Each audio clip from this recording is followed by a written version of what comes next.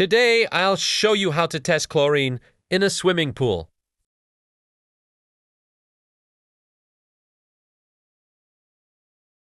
First, collect pool water in the test tube up to 10 milliliters.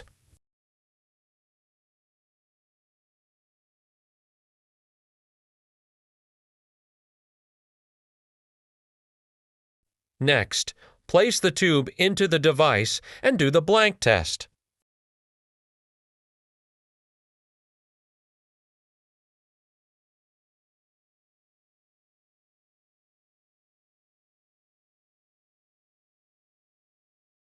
After that, add 1 DPD1 tablet into the water sample.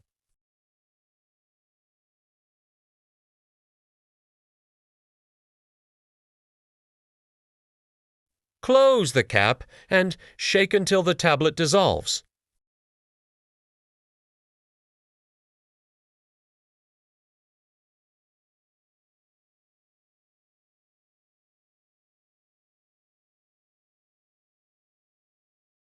Then, place it back into the tester and press DPD1 test. Now, you can see the chlorine level on the screen. And that's how you check chlorine in your swimming pool.